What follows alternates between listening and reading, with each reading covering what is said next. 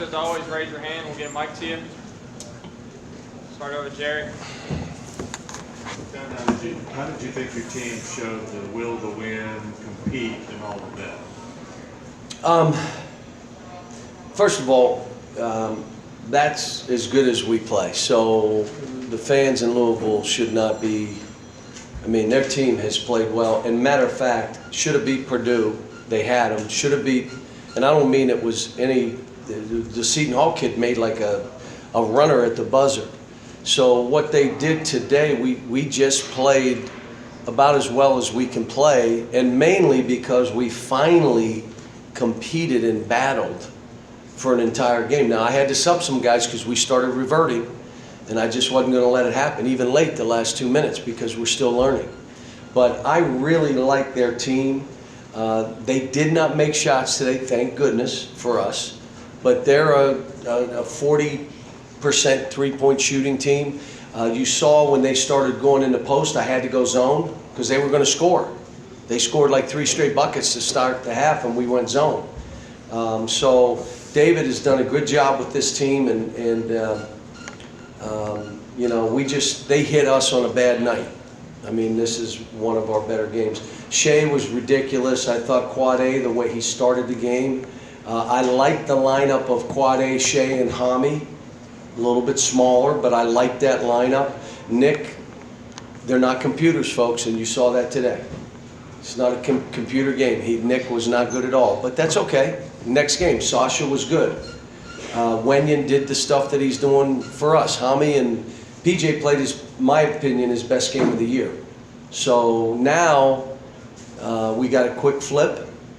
I got to go to the office here in a minute and watch this tape, and then I've got to watch our Georgia game last year. Hopefully we didn't play them twice, because then I got to watch both of them. And then I got to watch the last couple times they played, because we have to start tomorrow because we play Sunday afternoon. Sunday at 6, that's my afternoon. Coach, knowing how much this rivalry means to the program and how your rivalry with Coach Pitino over the years affected like the way fans viewed it, how did it feel to look over today and him not be there? How did that feel? I'm gonna be honest with you, I was so worried about the game. I really didn't. That never entered my mind. I mean, it's the next game for me, and it didn't. I mean, the one thing is obviously his imprint because of how they're playing, and I thought they played more zone today than they did. They tried to get into zone a couple different times, but they played mostly man. Some of the pressing stuff, some of the offensive stuff, that's still stuff they've run over the past years. What exactly got into Shea today? I mean, he was really in attack mode from start to finish driving. He seemed really confident finishing. You know, the biggest thing, a matchup there? let me tell you the biggest thing. If you were watching, most of you here don't watch the game, you're just tweeting and doing stuff, but if you happen to glance at the game, what you see on his face is a smile. That kid smiles. And I asked him after, I don't know if it's a Canadian thing, I don't know what it is, but every Canadian that I coach has fun and smiles and doesn't feel the weight of the world on them. I've got some guys still feeling the weight of the world. You could see it. They miss a shot, they shrug their shoulders, they get pushed, something happens, you know, and again, these kids are 18 and 19-year-olds. I mean, they're all first year in college. 9 months ago, guess what? They were playing high school. So, you know, some of it's expected, but Shea, he just plays. Now, here's the thing with him and Kevin and even Hami, teams are starting to collapse defensively, which means, you won't believe this, you have to pass. Like, you're not going to shoot a layup, and you no reason to dribble into 3 guys, make that pass and be willing. And, you know, we've got guys on the team, we're trying to get better at that. Teams watch us, and like Louisville said, they play all one-on-one. I looked at my team, I said, do you understand they're saying you don't pass? Pass the ball to each other. Make the game easy for each other. And I thought we did a lot of that tonight. John, what did you like best about PJ? Was it just his energy and his effort, or was there something else? Yeah, he had a way. Look, he's got to be a great guy for him to watch and emulate is Draymond Green. Draymond's not a bully, but he can be. He will be, but that's not what his game is. If he's open, he's shooting threes. He's making free throws. The entire time, Draymond has a spirit about him that drags everybody else. See, your body language screams. It screams. And you can drag people one way or do what Draymond does and drag them the other way to get them more inspired, wanting to play. And I'm just telling PJ, be that guy. I'm telling him to shoot balls. There's no one telling him not to shoot. I'm telling him to drive, but you got to get by him, and you're not trying to bully. You're trying to have a spirit about you. But I'm proud of him and Wenyan. I mean, again, the kid fights, and I told him after, this is who we should be every game. Now, it's hard to be that, but it's okay, because I know Wenyan and Shea will be that, and if I have 3 others, then those are the 5 that'll play. The rest of you won't play. I'll just play those 5. And the good news is we can play zone now. So I can play those 5. And when I was at UMass, I played 5 guys. My guards played 39 minutes, and my other guys played 37 and 38 minutes. I played 5 guys. I can do that. I mean, again, that was 30 years ago. I'm still standing, which is amazing, but... Back row cameras. Coach in the back here. Yesterday you said you guys need to defend better, you need to be more aggressive. Today you held Louisville to just 3-25 from 3 and 35% from the floor.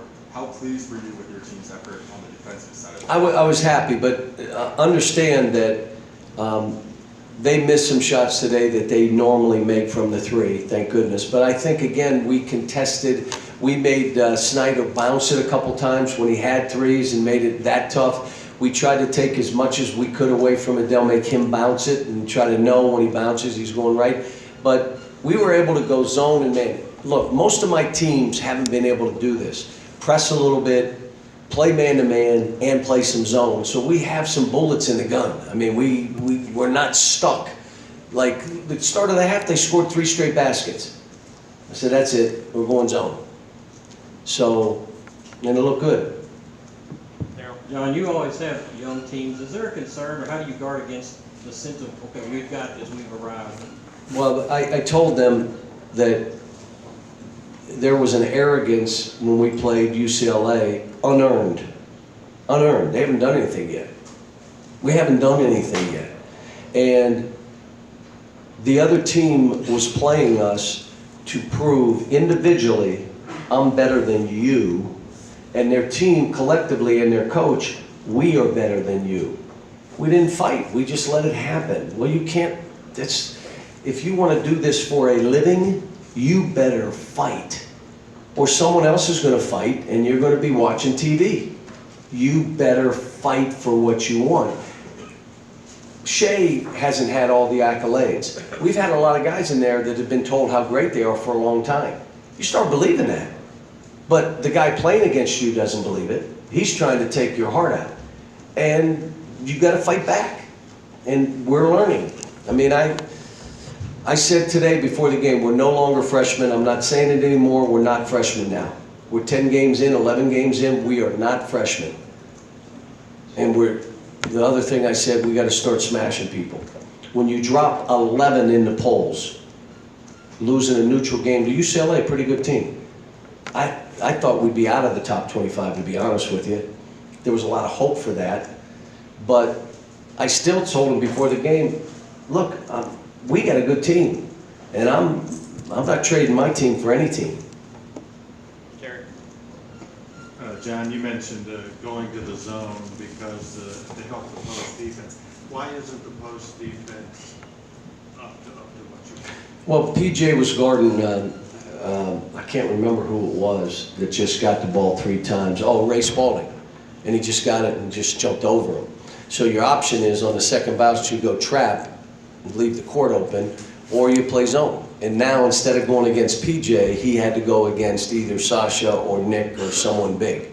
But I also like the small team when Wenyan's in. Wenyan, PJ, Kevin Knox, or Hami and the guards. I like that team. And we went zone with that team. It was pretty good. Put PJ in the middle and let Wenyan and Kevin Knox be the wings. John, we always love it when you self-reflect.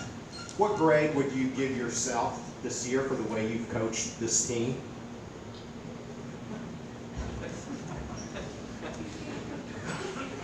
Look, here's what I would say. I have no rear view mirror in my car, to just let you know. Everything I'm doing is that way. I don't look back. At some point I'm going to retire, probably sooner than later, and then I'm going to sit on the beach and I'll think about games we played and players I've coached, and some of the worst games I've coached. There's only been a few, and then some of the, no one laughs at that? And then some of the games where the good game plan worked. But I'll tell you, UCLA, I did a bad job. I said it. They were more prepared. Their team was ready to play, mine wasn't. And Steve had them in a mode, here's how we're gonna have to play. Now, we did show our team the 12 threes that they made. They weren't guarded. Like, literally weren't guarded. And that's why they made them. It was like horse for them. This game, we made them bounce it. We made it contested threes. We played the drive going in to out instead of being wide and then coming in and giving up threes. We started in to go out and play. We worked on it. But again, I gave them an extra day at Christmas. I really gave myself an extra day at Christmas. But when I was home, I was there. I shouldn't have done this because we needed more time than a day and a half to prepare for this game. It shows you if these guys fight, they can do this. If they don't fight, we will lose. We will lose. We have no easy games left. Every game we play is going to be a war. Last two, Kyle and Daryl. You said it's not going to be like this every night, this performance, but is it for you a little bit of a relief to finally see a performance like this, kind of a complete on both ends, and a bunch of different guys kind of stepping up? I told him after, I said, you should all be like Shea, because you got a coaching staff that has your back personally. But I'm not letting you off the hook, Nick, and I'm not letting you off the hook, Kevin, and I'm not letting you off the hook in the second half, Quad A. I'm not letting you off the hook because I care enough about you to make sure that you're trying to get better and we're there for you. But they should be smiling. And I would say, I'm at that stage, I still really enjoy winning. And losing, as I get older, gets harder and harder. But I love to win enough that it keeps you going. If winning becomes a relief, it's time to quit coaching. For me, I'm telling you, you won't see me, but I'll do 2 backflips when I go through this door and a handstand on the wall over there. Because this, no, seriously, because this kind of performance from your team when you coach in this environment, in this kind of game, it's big time. Thanks. Happy New Year, by the way, for everybody. Coach Shane, Quad A, and BJ shortly.